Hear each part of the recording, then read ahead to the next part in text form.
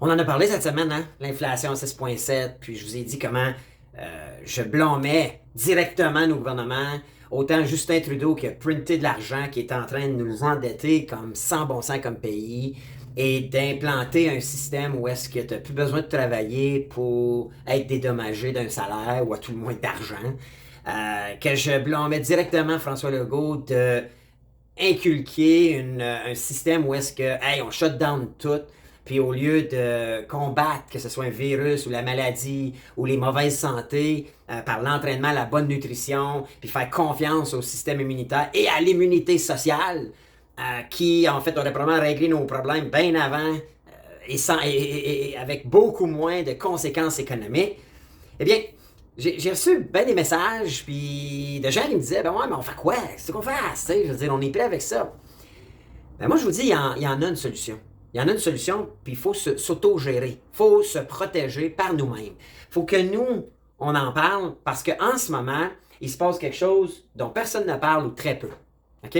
En ce moment, là, il se passe une révolution en ce moment. Une révolution d'un marché qui a eu le monopole, un marché qui a dominé pendant des centaines d'années, et je parle du marché financier. Donc aujourd'hui, j'ai le goût de parler de ça, puis surtout de la solution pour nous, pour le monde, les citoyens, les travailleurs, les entrepreneurs, pas les grosses poches big shot qui obtiennent des postes puis qui sont payés ou trop grassement payés, ou pas les politiciens qui ont des informations par rapport à où vont aller les subventions puis qui peuvent acheter des actions puis tout profiter du système, pas aux petits amis là qui eux autres, ils se lancent des business d'outils promotionnels mais deviennent des fournisseurs de masques, ou bien la belle-sœur de Dubé qui est la compagnie qui obtient un contrat. Non, moi là, eux autres là, regarde, ils ont trouvé leur racket, puis ils jouent avec notre argent, puis ils nous en passent des petites vites avec notre argent. Mais une solution pour nous, OK? Une solution qui va nous aider à faire face à ce qui se passe en ce moment dans notre domaine financier. Alors, je fais jouer l'intro vite fait, là, puis je vous garantis, je vais vous dévoiler. Vous me connaissez, les vraies affaires zéro bullshit, ce que moi je fais, comment ça fonctionne, puis comment que tu n'as pas nécessairement besoin de mettre une scène. Tout ce que tu as besoin de faire, c'est de te renseigner, d'être au courant et de vouloir t'autogérer. Et non vouloir que l'État te gère. Parce que moi, j'ai plus confiance en l'État, j'ai plus confiance en nos politiciens, j'ai plus confiance en nos gouvernements. Je pense qu'ils nous enlignent directement dans la récession. Puis une récession, c'est pas dur. C'est quand tu as de l'inflation trop haute qui fait que tu as un PIB négatif, puis suivant deux trimestres, donc 6 mois, tu es en récession. Puis si tu t'offres habituellement à peu près 2 ans, c'est une dépression. Et moi, je pense qu'on va goûter à la dépression d'ici 2025. je suis peut-être trop pessimiste, là, mais sincèrement, moi, je pense qu'on est dans le trouble avec les politiciens qu'on a en ce moment et avec nos dirigeants comme dans le système qu'on a actuellement. Alors, j'ai le goût de vous partager ça aujourd'hui parce que faut en parler entre nous autres, parce que c'est pas nos médias traditionnels qui en parlent, puis c'est certainement pas les banques puis les bourses qui vont nous donner les hints par rapport à ce qui se passe underground, là. C'est sûr que non, parce que c'est eux autres qui vont être les plus grands perdants, c'est eux autres à date là, qui se garnissent les poches, c'est les big shots qui s'enregistrent juste plus, puis les gens ordinaires qui s'appauvrissent juste un petit peu plus. Et moi, ben, je veux faire face à ça, je me renseigne là-dessus, puis écoute, ici c'est les vraies affaires zéro bullshit, je partage. Alright, je fais jouer l'intro, puis on en parle dans 2.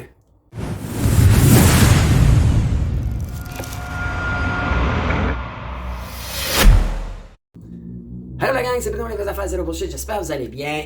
Petite annonce, pose like s'il te plaît. Likez la vidéo, c'est bon pour l'algorithme, c'est bon pour nous, ça envoie un signal fort aux différents médias de diffuser nos vidéos et ça rassemble le plus de monde possible dans notre communauté qui veulent se faire dire les vraies affaires zéro bullshit. Alors si vous pouvez liker la vidéo, c'est super apprécié, puis je vous dis d'ores et déjà merci pour ça. Deuxième chose, commentez-moi n'importe quoi, vos questions, vos réponses quand je pose des questions, et surtout l'indice à la fin. Je vais donner un indice, puis vous le savez, moi, contrairement à bien des gens, bien des médias, bien même des YouTubers ou des producteurs de contenu, moi, parce que vous prenez le temps de regarder la vidéo, puis de liker, puis de commenter, puis de partager, ben moi, j'ai le goût de vous remercier. Fait que c'est pour ça que depuis le jour 1 de mon podcast, je fais tirer 100$ à chaque semaine parmi tous ceux qui commentent les vidéos sur toutes les plateformes. Alors, vous avez juste à commenter, là. Commenter, poser une question, répondre, ou mettez l'indice à la fin du podcast. Et si vous avez apprécié et vous aimez, ben partagez. Parce que en partageant, c'est que vous dévoilez à votre communauté des sujets qui vous tiennent à cœur puis de l'information que vous jugez pertinente. Et ça aide à rassembler les gens comme nous qui veulent se faire dire les vraies affaires, zéro bullshit, right? Alors, dans mon intro, je parlais que personne ne parle en ce moment d'une révolution qui se passe présentement. Vous savez, il y a eu l'Internet, ok, je peux donner plein d'exemples, là, comment que les cellulaires sont, en fait, des téléphones, en fait, le code Morse est devenu un téléphone, un cellulaire, comment la dactylo est devenue un laptop, comment la calèche est devenue un camion ou un auto, puis qu'aujourd'hui, on a des Tesla avec des processus Internet hyper performants, la conduite autonome, puis écoute, on s'en va ailleurs. Mais en ce moment, il se passe quelque chose dans le domaine financier et très peu de gens en parlent. Mais pour comprendre ça, avant, il faut comprendre le système actuel. OK? Puis, je vais aller vite, mais le système financier actuel, à la base, il faut comprendre que entre humains, depuis le début des temps, on a échangé des choses. On a échangé, tu sais, au départ, on commence avec le troc. Je veux dire, on avait un petit village, ou même en Nouvelle-France, on arrivait ici, les Français sont venus ici, bon, ben, on avait les Indiens qui avaient de la fourrure, puis ils faisaient fret, on voulait leur fourrure, ben en échange, on leur donnait des casseroles, des métaux qui venaient d'Europe et tout ça, mais ça date même avant ça. Tu avais celui qui jardinait pour le village, puis qui faisait pousser les légumes, puis les fruits, puis en échange, ben, tu avais le chasseur qui lui allait chasser, puis qu'il en chassait pour tout le village, puis il échangeait sa viande contre les légumes, les fruits, puis tu avais les gars qui construisaient les maisons, ou les huttes, les cabanes. Donc, depuis le début des temps, l'humain échange, c'est normal. Il est arrivé à un moment donné, dans l'ordre de l'évolution, puis les centaines d'années, un métaux précieux, ou plus précieux que les autres, qui a attiré l'attention d'un peu tout le monde. On parle de l'or, right? C'était jaune, c'était flash, c'était malléable aussi, puisqu'on peut faire fondre, et c'est très, très solide une fois que c'est mis en place. Donc, l'or est devenu un des métaux, parmi tous les autres. C'est pour ça que, remarquez, tous les métaux ont une valeur. Tu sais, un cellulaire, ça a plus de valeur qu'un lipstick, right? Une tablette, ça a plus de valeur qu'une paire de lunettes en plastique, right? Alors, vous comprenez que depuis le début des temps, ça se passe comme ça. On échange, l'humain échange. On ne peut pas s'auto-produire pour tout ce qu'on a besoin. Et quand est arrivé l'or, puis que les gens ont commencé à adorer l'or, puis dire, écoute, ça vaut cher, donc moi j'ai une pépite ici, mais ça, là, je ne l'échange pas contre 3 ou 4 choux-fleurs, non, ça, je peux l'échanger contre une maison complète parce que c'est précieux, c'est dur, check comment c'est beau. Et d'un commun accord, si je peux dire, l'or est devenu un métaux précieux. Mais à un moment donné, pas charrier ça, là, si tu te bats, tu sais, des pépites, tu te bats, faire fondre ça, faire un lingot, il y a une limite à ce que tu peux, tu comprends qu'il y a une limite à comment tu peux l'en charrier ou l'en cacher, et c'est pour ça que ça a commencé en Suisse. Il y avait le début des banques, si je peux dire, un citoyen qui, lui, avait un genre de cave avec des portes bien enfermées, sécurisées, puis il a dit « Hey, amenez-moi vos pépites d'or, puis amenez-moi votre or, puis moi, je vais vous l'entreposer sécuritairement, puis en échange, je donne un reçu. Puis quand tu vas en avoir besoin, amène-moi le reçu, je te redonne ton or. » Donc, vous comprenez que ça a été le début des banques, si on peut dire. Aujourd'hui, on va déposer notre argent à la banque parce qu'on se fie sur eux autres pour qu'ils protègent notre argent, right? C'est là que quand les monnaies, c'est ça quand les gouvernements ont catché ça, ben les pays ont dit hey, wow, nous on va créer ce genre de reçu-là, parce que là ce qui se passait, c'est que les gens ne retournaient plus chez le citoyen qui a proposé l'or, ils échangeaient les reçus entre eux autres. Ils disaient écoute, mettons que j'ai pour 10 piastres d'or, ben, au lieu de me faire un reçu à 10 piastres, fais-moi 10 reçus à 1 piastre parce que demain je m'en vais au marché puis je vais acheter de la bouffe pour la famille. Donc, puis c'était 10 reçus d'1 piastre, ok, ou d'une pépite d'or. Au lieu d'avoir un reçu de 10 pépites d'or, j'avais 10 reçus de 1 pépite d'or. Et les gens s'échangeaient les reçus. Comme on connaît aujourd'hui la monnaie papier, right? Mais là, les gouvernements disaient, hey, t'es un peu, toi, pas fou, ça. Et si nous autres, on devenait les gestionnaires de ça, si le gouvernement se donnait le droit de dire, écoute, on va en créer, nous autres, des reçus, puis on va en imprimer, en donner aux citoyens en échange sous toute forme de travail, de ci, de ça. Et ça a causé un problème parce que t'en as qui en imprimaient plus que d'autres, puis t'en as que quand ils imprimaient l'argent à qui t'as donne et tout ça. Et pour pallier un peu ça, si je peux dire, parce que là, t'en as qui abusaient du système, des pays, puis des dictateurs, puis des monarques qui abusaient du système. Puis là, ben, ça faisait qu'il y avait des riches, puis t'avais des pauvres. Ben, est arrivé en 1933 le gold standard. Et c'est là où est-ce que les États-Unis d'Amérique et le US dollar est devenu la monnaie mondiale. Parce que les Américains n'ont pas été fous. Eux autres, ils ont dit, écoute, nous là, on ne sera pas le genre de pays qui print de l'argent. On va couvrir, on va backer notre dollar en pépites d'or, en lingots d'or. Donc, si j'ai $1 d'imprimé, j'ai la même quantité en or à New York, sous la Fed, dans nos réserves.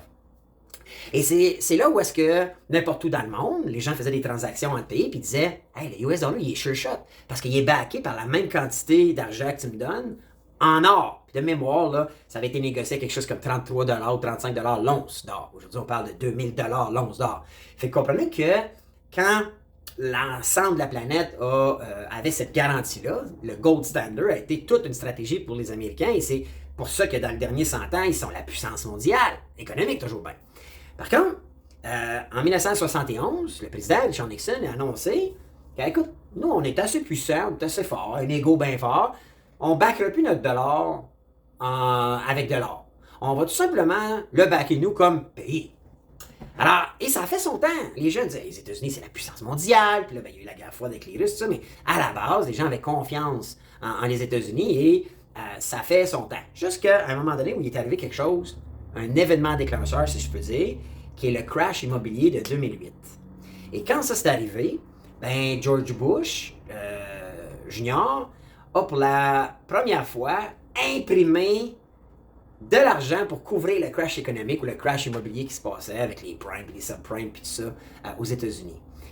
Pour la première fois, il venait d'ouvrir une canne de verre, il venait de faire quelque chose qui n'avait jamais été vu, où est-ce qu'on... Puis de mémoire, c'était 1200 milliards, quelque chose comme ça qui printait l'argent. Il faut s'attendre, c'est pas nécessairement printer en machine d'impression, mais c'est de remettre dans le marché 1200 milliards de dollars en valeur, backé par « Hey, on est un gouvernement fiable, vous pouvez avoir confiance en nous ». Et là, comprenez-vous que ça l'a shaké les marchés, parce que là, les autres pays ont dit « Wow, là, si toi tu printes autant d'argent de même, ça veut dire que l'argent que tu avais déjà printé perd de la valeur. » Je veux dire, tu sais, si demain matin, on a, je sais pas moi, mettons que toutes les deux, on a, je vais vous faire un exemple bien simple. On a des AirPods de même, on a ça, okay? Puis il y en a juste 100. Okay? L'offre sur la planète, c'est 100. Ils vont avoir une grande valeur. Mais si demain matin, je suis capable d'en reproduire 100 autres, d'accord, qui valent la moitié moins. Tu sais, dépendamment comment il y a d'acheteurs, là, puis je donne des exemples bien simplistes. Mais vous comprenez que tu crées du produit, donc en théorie, il devrait couvrir la demande, et plus que tu as de produits puis moins de demande, ben, ça fait baisser les prix. L'inverse est aussi vrai. Et là, ça a été un précédent parce que là, ils l'ont refait en 2020 à cause de la COVID. Et ça a été un début. Saviez-vous qu'en 2020-2022, les États-Unis d'Amérique ont réimprimé ou remis dans le marché 40% de la monnaie qui avait jamais été autorisée d'imprimer dans toute l'histoire des États-Unis. Ça veut dire que presque 50% de l'argent a été imprimé en 2 ans sur des centaines d'années auparavant. Au Canada, on a fait pareil avec Justin Trudeau. Alors là, on a imprimé. Et là, pourquoi que ça n'a pas une... Pourquoi que le dollar? Parce que rappelez-vous, en 2008, là, il y en a ceux qui connaissent ça, le dollar canadien était venu comme pair avec le dollar américain, parce que les États-Unis avaient imprimé. Mais là, à cause de la COVID, c'est comme si d'un commun accord, tous les pays ont décidé de réimprimer de l'argent. Mais quand que tu fais ça, tout le monde garde un peu son ratio entre une monnaie d'un pays et l'autre, mais c'est là que tu crées de l'inflation hors contrôle. Et c'est ce qu'on vit aujourd'hui. On vit des taux d'inflation, je parlais du 6,7% en mars au Canada, mais aux États-Unis, ça fait longtemps qu'ils ont frappé le 7%, là, puis on s'en va vers le 10%. Et quand tu as trop d'inflation, ben, ton pays produit moins parce que ça coûte plus cher. Je l'ai démontré dans un dernier podcast, ça va nous coûter, je pense, à nous, citoyens, au-dessus de 10 000 $ de plus par année vivre en 2023, sans qu'on ait rien demandé et rien fait de mal. Moi, je juge que c'est inacceptable. Alors, quand que tu considères ça, là, tu te dis, parfait. C'est quoi les conséquences de ça? C'est si grave que ça, Bruno, une récession, une dépression? Ben, moi, je pense que oui, parce que quand tu as un gouvernement ou des banques qui peuvent imprimer, parce que les banques aussi, hein, en faisant un prêt hypothécaire, les banques, vous comprenez que les banques sont obligées, les banques, quand ils vous font un prêt hypothécaire d'une maison de 300 000, sont obligées de ramener le 300 000 à zéro à la fin du prêt hypothécaire. Par contre, l'intérêt qu'ils nous chargent, ça, c'est de la nouvelle, c'est une forme d'impression d'argent, parce que ça, c'est leur profit qu'ils vont pouvoir redistribuer à leurs employés et remettre cet argent dans l'économie. Donc, c'est probablement la meilleure des magouilles pour imprimer de l'argent. Et les banques, ça couche avec le gouvernement, c'est des amis. Ça, c'est tout des dynamis, ça, là. Donc, et l'exemple, où est-ce que quand tu as ce modèle système bancaire-là, ça peut créer de la corruption. Le meilleur exemple, c'est aux États-Unis, Wells Fargo, qui est une grosse banque. Ben là, t'as de la corruption. T'as des gens qui ont créé des faux comptes. Ça a créé un paquet de frais bancaires pour rien, puis un paquet de noms qui ont été volés. Même nous, ici au Québec, Desjardins, toutes les données volées, là, on n'entend plus trop parler, puis Desjardins n'a vraiment pas voulu en parler, puis je les comprends, sauf que moi, je suis un client Desjardins, il y a quelqu'un quelque part qui a mes données, là, qui a mon info, mon numéro d'assurance sociale, l'argent que j'ai dans les comptes, probablement les numéros de compte, puis il va faire quelque chose avec ça un jour. C'est sûr qu'il le ferait peut-être pas tout de suite, puis là, c'est parti vers le dark web, puis c'est pas des gens qui ont des bonnes intentions, là. Fait que vous comprenez qu'on a un système qui peut être corrompu. Ensuite, on a un système qui va toujours créer l'inflation à cause de l'impression de l'argent. Et le meilleur exemple, c'est aux États-Unis pour au Canada en ce moment. Voyez-vous, l'inflation est complètement hors contrôle et c'est nous qui se retrouvons à payer pour ça tout le temps. Right? Mais il y a d'autres pays avant qui l'ont connu. Le Venezuela, là, j'avais déjà lu que s'il y avait des nuits fraîches ou tout ça, c'était plus payant de prendre un tas d'argent, leur argent, la brûler et faire un petit feu, que d'ouvrir l'électricité ou de chauffer la maison. Comprenez-vous comment ça n'a pas de sens? C'était plus payant de brûler de l'argent que d'acheter du bois d'un citoyen ou de quelqu'un qui fournit du bois puis de le brûler parce que le bois coûtait plus cher. Alors vous comprenez qu'à un moment donné, tu as un problème avec le système bancaire comme on le connaît en ce moment. Et naturellement, tu as le plein contrôle, tu donnes le plein contrôle au gouvernement pour banques. Puis l'exemple la plus flagrante, écoute, puis il y en a qui se sont passés avant cette année, mais en Grèce, là, moi j'ai quelqu'un dans ma famille qui vivait à Athènes à une bijouterie. Et il y en avait d'argent dans son compte en banque. Mais quand il y a eu la faillite de la Grèce, il allait au guichet puis il ne pouvait pas sortir plus que 40 $ par jour. Aujourd'hui, en Ukraine puis en Russie, ils ne peuvent pas sortir de l'argent de la banque ou du guichet automatique, même s'ils l'ont dans leur compte ou dans les livres. C'est contrôlé par les banques parce que le gouvernement dit aux banques, tu ne sors plus d'argent, on t'en guerre.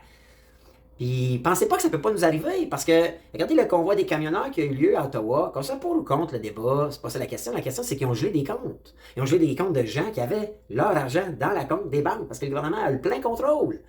Et les banques par la banque, parce que ça couche tout ensemble, ben, ils vont obéir, eux autres, selon des lois qui passent de même sur le fly un lundi. Et comprenez-vous qu'on n'est pas à l'abri de ça, nous autres. Alors, là, tu me dis, Bruno, bon, c'est bien beau, là, je comprends ça, mais c'est quoi l'alternative? Ben, il y en a un, après 2008, qui a pensé. Il y en a un qui est probablement le personnage le plus intelligent, selon moi, de l'ère moderne de l'économie. Et il s'appelle Satoshi Nakamoto. Okay? J'ai mis sa photo parce que c'est un... en fait, il n'a jamais été identifié. Okay? Donc, c'est comme un genre de user anonyme qui, un jour, a, dans un pool de Wiz Internet, un genre de groupe Facebook de Wiz Internet, a envoyé ce qu'on appelle un white paper, livre blanc, en disant « Hey, j'ai peut-être une solution, moi, sur tout notre système financier actuel qui pourrait régler tous les problèmes. Qu'est-ce que vous en pensez? » Et dans ce groupe-là, il y était une dizaine, de mémoire 13, et tout le monde a dit « Wow! Bon, ben génial, ta patente! » Après qu'ils aient tous vu les conditions, ils ont dit « Hey, attends un peu, là. C'est magique, ton affaire. Hey, moi, je vais t'aider à le bâtir, ce système-là. Moi, je vais t'aider à le bâtir. » Et là, ils se sont appuyés, les 13 se sont mis à travailler ensemble dans ce groupe-là, programmer l'idée que ce monsieur-là avait eue, et ils ont créé le Bitcoin. Et là, je le sais, on entend là, des invités, puis à chaque fois qu'on entend parler de crypto-monnaie, puis j'ai même entendu des annonces de l'AMF, à chaque fois qu'on entend parler de ça au Québec, c'est du négatif. Puis même que j'ai vu un article dans Les Affaires, okay? Moi je suis en affaires, j'ai lu l'article, où ça disait où le Québec est l'endroit probablement sur la planète où on en parle le moins, et c'est ça que moi je reproche à nos supposés experts financiers, puis à nos médias traditionnels. Puis quand ils en parlent, c'est tout le temps sur du négatif, sur des gens qui vendent de la drogue, puis, ou qui font de la prostitution, puis oui, mais pensez-vous que les gens qui vendent de la drogue n'utilisent pas le dollar pour vendre leur drogue? Voyons non. Pensez-vous que les gens qui sont dans le domaine de la prostitution, du proxénétique, ils prennent pas d'argent pour faire leurs affaires? Pensez-vous que le monde qui blanchisse, à la base, tu blanchissais de l'argent? Alors, ce système-là, à la base, et qui vient avec le premier coin, le premier monnaie du nouveau système de crypto-monnaie, et le Bitcoin, c'est normal qu'il y en a qui aient des mauvaises intentions. Mais nous, on a une responsabilité de s'en informer. On a une responsabilité de le connaître individuellement. Puis moi, ben, j'ai eu le goût. Vous savez, j'ai créé le mouvement crypto pour ça. Mais à la base, aujourd'hui, je vais vous expliquer pourquoi c'est si hot et différent. La première, parce que vous allez me le dire, non, correct, là, pourquoi c'est si différent le Bitcoin, right? La première chose, c'est que c'est décentralisé. Tantôt, on disait, là, j'ai donné plein d'exemples, où est-ce que c'est les gouvernements puis les banques qui contrôlent tout. Faites pas votre paiement sur la carte de crédit la semaine prochaine, là. Est-ce que votre carte va être gelée? Il y a des chances qu'elle bloque. Il y a des chances qu'à un moment donné, ça passe pas. Aller au Mexique, aller à Cancun, au Coco Bongo, ou Senior Frog, ça se peut que la carte, elle bloque direct là, parce que la banque est pas sûre si c'est pas un voleur, t'as pas été volé. Ils ont le plein contrôle. Puis allez pas manifester si vous êtes contre le gouvernement, ça se peut qu'ils gèlent vos comptes. Et moi, je vous dis, j'ai même un client à moi que sa conjointe a fait un don pour le convoi des camionneurs, ils sont cons, elle a reçu un appel à GRC. Voyez-vous comment que c'est le plein contrôle? Ce qui fait que c'est décentralisé le Bitcoin, c'est que c'est tout géré par la blockchain. La blockchain, c'est simple. Quand ils ont construit ce programme-là, okay, ils ont dit non, on ne peut pas avoir une banque ou on ne peut pas avoir un gouvernement qui gère ça. On va faire gérer ça par des ordinateurs. Alors, on va créer des pools d'ordinateurs, donc des ordinateurs connectés entre eux par l'Internet. Et c'est simple. Ce qu'on va faire, c'est qu'on va créer des blocs de transactions.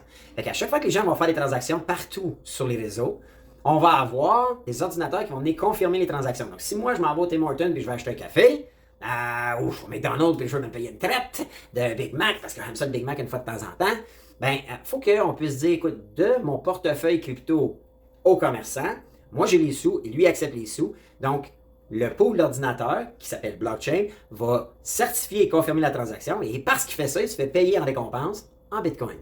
Vous suivez jusque-là? C'est assez simple. Donc, plus de banque, plus de gouvernement. Tu as des pools d'ordinateurs entre eux qui confirment les transactions et qui officialisent le tout et qui mettent le blockchain à jour. À toutes les 10 minutes, il y a un bloc qui confirme toutes les transactions qui ont eu lieu. Alors, toutes les transactions de Bitcoin sont disponibles sur la blockchain. Si vous faites des recherches Google, vous allez pouvoir aller voir la blockchain, puis tu vois, c'est des grands chiffres, mais toutes les transactions sont là. Contrairement aux banques, qui sont les seules et uniques qui savent qui a passé de l'argent à qui, puis là, sous l'excuse de la confidentialité, le gouvernement peut bien avoir fait des transferts d'argent pas possibles à des entreprises ou peu importe. Le gouvernement peut bien payer telle entreprise. C'est apparemment, c'est anonyme parce qu'il faut que ce soit confidentiel. La blockchain évite ça. Ensuite, l'autre gros avantage, c'est l'anti-inflation. On veut un système anti-inflationnaire. Puis pourquoi le Bitcoin est anti-inflationnaire? Puis pour l'être, c'est qu'il faut se dire, il faut toujours que l'offre et la demande soient dans un ratio où est-ce que tu n'as pas trop d'offres. OK? Parce que sinon, écoute, en fait, c'est le contraire, si tu veux peu d'offres pour pouvoir toujours garder une valeur. En ce moment, vous voyez, là, il y a peu de maisons sur le marché, mais les maisons ont pris bien de la valeur. Le problème, c'est qu'on a perdu le contrôle. Mais imaginez si c'est la monnaie qui était en manque. Et le Bitcoin, il avait pensé à ça, lui, Satoshi Nakamoto, parce que lui, il a dit, moi, quand on va peser sur Play en 2009, parce que c'est en 2009 qu'il a dit, on pèse sur Play, à chaque 10 minutes, on va confirmer les transactions et remettre des Bitcoins dans le marché. À chaque 10 minutes, on va récompenser les pools, l'ordinateur de confirmer et de maintenir notre programme. On va leur donner des bitcoins en récompense. Maintenant, on ne les en donnera jamais plus que 21 millions de bitcoins. Maintenant, il y en a qui vont dire, non, 21 millions, c'est pas beaucoup, il me semble. Il y a probablement plus que 21 millions de millionnaires, puis tout le monde va vouloir le bitcoin. Effectivement. Mais le bitcoin, il peut se diviser ou se subdiviser en 9 décimales ou 10 décimales. On l'appelle jamais. Mais ça veut dire qu'il y a des sous au Bitcoin. Et on les appelle les Satoshi. Donc, les Satoshi, en l'honneur du fondateur, sont des sous du Bitcoin. Et c'est important de comprendre ça, que là, il n'y en aura jamais plus que 21 millions d'imprimés. C'est-à-dire que tu te couvres contre l'inflation ou des gouvernements qui en impriment trop, right? Mais ça va faire que les Bitcoins ou les Satoshi vont prendre de la valeur parce que tu vas toujours avoir un offre qui va rester basse ou contrôlée. Et maintenant, la cerise sur le Sunday, parce que là, vous allez me dire, ouais, mais là, écoute, il y en a déjà 19 millions de bitcoins d'imprimés en ce moment. Déjà. Là, vous allez me dire, ouais, mais là, ils sont déjà imprimés. Puis je vous annonce aussi qu'il y a 85% des gens qui possèdent des bitcoins qui les échangent plus, qui les vendent plus. OK? Fait que quand vous regardez sur des marchés, puis ceux qui échangent des bitcoins, là, c'est 15% de tout le total de l'inventaire. Là, vous allez me dire, il est peut-être trop tard. Mais moi, c'est là que je vous dis non, parce que il avait aussi pensé au halving du bitcoin. C'est quoi le halving du bitcoin? C'est qu'à chaque 400 000 blocs, il coupe la récompense en deux. OK? Le programme Bitcoin coupait la récompense en deux. Donc, en 2009, lorsque les premiers mineurs, les pools d'ordinateurs, ils appellent les miners, vous avez peut-être déjà entendu ça, se faisaient donner 50 Bitcoins à chaque bloc qui gagnait, OK? Ou qui confirmait. Et là, naturellement, tu en as aux 10 minutes des blocs. Et là, dans l'algorithme du Bitcoin, c'est 400 000 blocs plus tard. À chaque 400 000 blocs, qui est l'équivalent en 3 et 4 ans, on baisse la récompense de moitié. Donc, 5 ans. En 2013, c'est devenu 25. Après ça, 12,5. 6,25. En ce moment, en 2022, on est à 6,25 bitcoins de récompense pour chaque bloc. Donc, aux 10 minutes à peu près. Voyez-vous comment on a baissé par rapport au début? Alors là, on s'assure que les gens travaillent. Il y a beaucoup plus d'ordinateurs aujourd'hui qui minent du bitcoin qu'il y a 10 ans. Mais ils se font donner beaucoup moins de bitcoin en récompense qu'au départ. C'est sûr que ceux qui étaient là au départ, les fondateurs du programme, si je peux dire, les 12-13 premiers whiz à avoir créé ça, ils en ont probablement un paquet. Par contre, on note, exemple, que le wallet de Satoshi Nakamoto n'a jamais bougé. On sait ça parce que c'est dans la blockchain. C'est lui qui en a le plus en théorie, Satoshi Nakamoto. Mais lui, il n'a jamais transigé un seul de ses bitcoins. Et il y en a qui disent, il faudrait le trouver, de savoir c'est qui. Mais ça fait, il a bougé au début, mais ça doit faire, je pense, de mémoire, là, presque 10 ans ou 9 ans qu'il n'y a aucun de ses wallets. Il y en a même qui pensent qu'il est décédé. Parce qu'il y a des fondateurs du Bitcoin qui sont décédés. Et il y a une théorie qui dit qu'il y a un des fondateurs, pour garder l'anonymat et se protéger, parce que ces 13-là, ils ont été enquêtés par la Fed, parce qu'ils créaient un nouveau système monétaire et bancaire, comprenez-vous. Il y en a là, qui se sont promenés avec des chaînes aux pieds, là. Ils ne peuvent pas sortir avec des bracelets aux pieds parce qu'ils ne peuvent pas sortir des États-Unis. Alors, c'est pour une question de sécurité, je pense. Satoshi Nakamoto a voulu garder l'anonymat. Mais ça se peut qu'ils soient morts, on ne le sait pas. Il y en a qui puis il y en a qui sont morts avec leur Bitcoin. Il y a eu le cas d'une entreprise, allez sur Netflix, là, il y a le cas d'une entreprise à Vancouver. À un moment donné, lui, il est en charge, il a créé le premier exchange canadien, mais à un moment donné, apparemment, il est mort. Il y en a qui pensent qu'il est peut-être caché en Thaïlande puis il vit à voler tout le monde. Moi, j'ai été pris dans un projet qui s'appelait BitConnect. J'ai perdu pratiquement 100 000 $ canadiens. Puis à un moment donné, le site ne marchait juste plus. Donc, oui, il y a des méchants qui ont été là-dedans. Maintenant, ce système-là fait que l'offre va toujours être plus petite que la demande, donc que la valeur va toujours augmenter au fil des années. Et là, la beauté, c'est qu'on s'en va de toute façon, OK? On est déjà dans l'inflation, right? Mais on s'en va de toute façon dans une récession puis la chute des marchés pour les 2-3 prochaines années. Alors, plus que jamais, on est dans un bear market. Okay? On est dans un bear market, c'est lorsque en fait, on appelle le bear market lorsque les marchés vont descendre, en théorie. En ce moment, puis la beauté, c'est qu'avec le Bitcoin, on peut aussi le placer et toucher des intérêts comme un action dividende. Donc, générer un cash flow positif à tous les jours. Moi, je préconise ça. Et c'est ça que j'enseigne dans mon mouvement crypto. Puis là, le prochain halving est en 2024. Donc, on va donner 3,125 Bitcoin aux 10 minutes aux mineurs. Comprenez-vous le potentiel qu'on a d'ici 2024 et en 2028, qui va être l'avant-dernier halving, on va donner 1,065 Bitcoin aux 10 minutes. Voyez-vous comment le Bitcoin va prendre la valeur? Il y en a qui pensent qu'il va valoir 500 000. Moi, je pense qu'il peut valoir jusqu'à 1 million rendu là. On va dire qu'on va trader des Satoshi, des décimales puis des sous du Bitcoin plutôt que du Bitcoin parce qu'il va être tellement rare. Alors, vous voyez pourquoi? Puis c'est un peu ça que je l'ai illustré aujourd'hui, comment nous, comme citoyens, on doit s'intéresser à. Puis là, ben, j'ai un cadeau pour vous. OK? Mon cadeau, c'est simple. OK? Vous le savez, j'ai créé le mouvement crypto. Si vous n'êtes pas inscrit, c'est correct, vous n'êtes pas obligé, c'est pas important. Mais ce que je vous recommande, j'ai une offre à vous faire d'aller vous créer un portefeuille crypto. Vous avez un portefeuille dans vos poches, mais là, pour la première fois, ça va vous coûter absolument rien d'aller créer un portefeuille crypto. Et si vous allez, vous suivez le lien, j'ai un entente, je suis considéré comme un affilié. Alors, si vous allez créer votre portefeuille crypto et un jour, vous n'êtes pas obligé de déposer tout de suite, mais vous déposez 100 $, vous allez vous faire donner 30 $ si vous suivez l'invitation que je vous envoie. Parce que c'est un lien précis, je vais le mettre sous la vidéo. Allez vous inscrire ce lien-là parce que ça prend une invitation pour avoir droit à cette promotion-là. Mais en plus, parce que je veux vous faire goûter, si vous ouvrez Facebook une fois par jour ou Instagram, si vous ouvrez cette application-là qui s'appelle ShakePay et que vous la shakez à tous les jours, vous allez vous faire remettre des bitcoins gratuits. Donc, vous allez vous faire donner des bitcoins gratuits à simplement ouvrir l'application une fois par jour et la shaker. Au départ, vous faites donner seulement 150 Satoshi, c'est rien. Les autres, ils veulent qu'on découvre l'univers crypto. Et si vous shakez à tous les jours, à chaque jour, ils vous en donnent plus. Puis ils vont se rendre jusqu'à vous donner 1000 Satoshi par jour. OK? Ça prend 200 jours consécutifs, mais quand même. Et moi, je peux vous le dire, là, je suis rendu aujourd'hui à 360 000 Satoshi dans mon portefeuille à juste ouvrir l'application et la shaker depuis un an et demi. Je vous offre de le faire gratuitement. OK? Et pas obligé de déposer, même si vous ne déposez pas, si vous suivez l'invitation, puis vous checkez votre téléphone à tous les jours, ça va vous faire donner des Satoshi. Alors, vous n'avez pas de raison de ne pas le faire aujourd'hui. OK? Puis commencez à vous protéger, puis d'aller accumuler des bitcoins, des Satoshi qui sont le sous du bitcoin. L'autre chose, c'est, si vous n'avez pas été au courant du mouvement crypto, ben, on a créé l'Académie Crypto, et là, je vous donne 3 mois gratuits. OK? Vous allez être sûr, on a un Zoom call par semaine où je présente toutes sortes puis je parle de la crypto, là, pas juste du Bitcoin. Je peux parler d'Ethereum, du mining, du stacking, des NFT, des metaverse. On va parler de plein de choses comme ça. On offre les services premium qu'on appelle. Ça, c'est un service one-on-one avec mes partenaires où est-ce que si vous avez besoin d'aide, vous n'êtes pas en confiance, mais on l'offre. Puis là, je vais vous donner un code qui va s'appeler Premium50. Vous allez payer 50% de rabais si vous avez besoin d'aide. Puis c'est un Zoom call en one-on-one où est-ce qu'on va créer avec vous votre portefeuille. Il y a un frais pour ça, naturellement, parce qu'on passe du temps avec vous. Mais de créer votre portefeuille avec nous, je vous donne 50% seulement. Mais la dernière chose, c'est aller vous abonner puis au mouvement crypto. C'est gratuit. Je fais tirer 100 $. Je donne 100 $ de Bitcoin à toutes les semaines à ceux qui assistent au Zoom Call. Okay? Cette semaine, c'était notre premier, on était 70. Alors, vous avez une chance sur 70 de gagner 100 $ en Bitcoin. Et tout ce que vous avez à faire, c'est suivre le lien, allez vous inscrire à le concours, vous allez être dans notre liste pour qu'on puisse communiquer avec vous. Okay? Les Zoom Calls sont les mercredis ou mardis. On va peut-être les déplacer là, parce qu'on a des conflits d'horaire. À 6 heures, ça dure environ 1 heure, et on parle de Bitcoin, on répond à vos questions. Je veux créer un mouvement de gens. Si ça vous intéresse pas, là, puis vous voulez continuer à vous faire diriger par le gouvernement, c'est correct. Okay? C'est correct, il n'y a pas de stress là.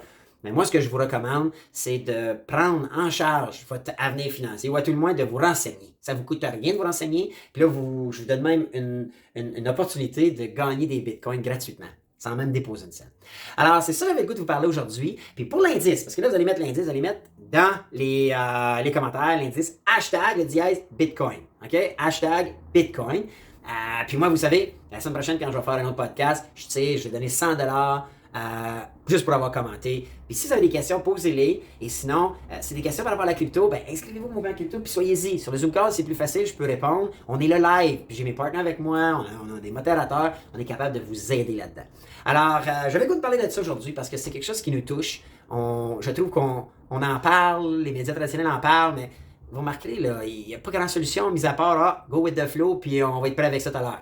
moi, j'ai le goût de partager puis d'avoir des solutions avec vous autres parce que je pense qu'on le mérite. On n'est pas la cause de tout ce qui se passe en ce moment, puis je pense sincèrement que les 2 à 3 prochaines années vont être plates. Il y a bien dans nous autres, je pense, qui ne seront plus capables de subvenir, en tout cas, à leurs besoins comme actuellement. Je pense qu'il y en a qui vont perdre leur maison, je pense qu'il y en a qui vont perdre leurs actifs, puis regardez juste la bourse. La bourse, là, regardez vos portefeuilles là, depuis janvier, là, puis là, regarde depuis 2 semaines, c'est catastrophique dans plein de secteurs. Fait qu'en haut, là, nos gouvernements, nos banques, puis nos conseillers, ils sont encore à l'estime. Désolé, là, peut-être pas du sacré, mais ils s'en fichent. Alors, je pense qu'il faut qu'on s'occupe de nos affaires. Ouais, tout le monde se renseigne, ça coûte rien ça. Puis des fois, c'est d'échanger juste, là, regardez, le district 31 est fini, là. Prenez le même temps pour vous renseigner, puis je vous garantis que vous allez être gagnant. So, c'est ça que j'avais le goût de vous dire aujourd'hui. Je vais lire vos commentaires. Mon équipe est toujours là pour surveiller les commentaires ou vos questions. Puis moi, je vous dis à bientôt pour un autre podcast. Reste à faire, zéro bullshit. Hey, ciao la gang!